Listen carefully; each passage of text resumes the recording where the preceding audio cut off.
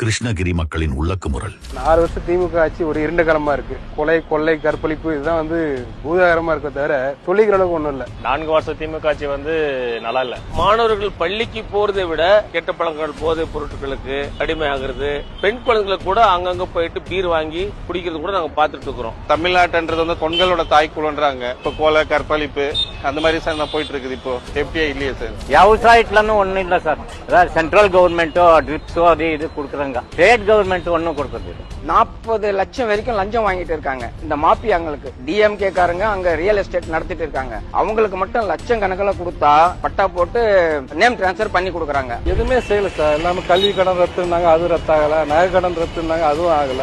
2000 பேருக்கு வேலை கொடுக்குறாங்க, அதுவும் ஒன்றும் இல்லை. கிருஷ்ணகிரியை எடுத்துக்காட்டுக்கு எடுத்துங்க. ஒரே ஒரு நாள் மழை பெஞ்சா எல்லா இடத்தும் தண்ணி நிற்கும். ஃபுல் தண்ணி பொருட்கொண்டான எந்த ஒரு சோர்ஸும் கிடையாது. எங்க பார்த்தாலும் கஞ்சா தான் காலையிலே விடுது. சின்ன பசங்க பெரிய ஆள் வரையும் எல்லாம் போயிட்டு இருக்கு. கஞ்சா ஒழிச்சா மட்டுமே இந்த இளைய தலைமுறையை காப்பாற்ற முடியும். பொட்ட பிள்ளைங்களை பாதுகாப்பா ஸ்கூலுக்கு அனுப்ப முடியல. வயிற்றுல நெருப்பு கட்டிட்டு தான் பிள்ளைங்களை ஸ்கூலுக்கு அனுப்புறாங்க. இதுதான் இந்த கிருஷ்ணகிரி மாவட்டத்தினுடைய நிலை. கவர்மெண்ட் ஸ்கூல்ல ரொம்ப பெண்களுக்கு பாதுகாப்பு கிடையாதுங்கண்ணா. ஆசிரியர் நிறைய ரொம்ப பாலியல் தொந்தரவு பசங்களுக்கு, பொட்ட பிள்ளைங்களுக்கு கொடுக்குறாங்க. அதனாலேயே நாங்க எங்க பொட்ட பிள்ளைங்களை எல்லாம் நாங்க கொண்டு போய் தனியார் ஸ்கூல்ல கொண்டு போய் பயந்துட்டே கொண்டு போய் நாங்க சேர்த்துட்டோம். கிருஷ்ணகிரின்றது ஃபேமஸ் என்னன்னா மாங்காய் தாங்க ரொம்ப ஃபேமஸ். திமுக ஆட்சி வந்ததுக்கு அப்புறம், அதுவும் இந்த கிருஷ்ணகிரி மாவட்ட மதியழகன் எம்எல்ஏ வந்ததுக்கு அப்புறம் அவர் வைக்கிறதா சட்டன்ற மாதிரி ஆயிப்போச்சு.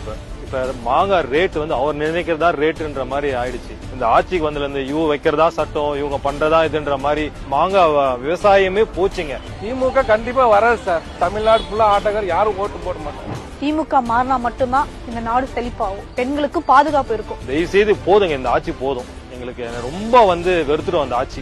அடுத்த திமுக ஆட்சிக்கு வராது சார்.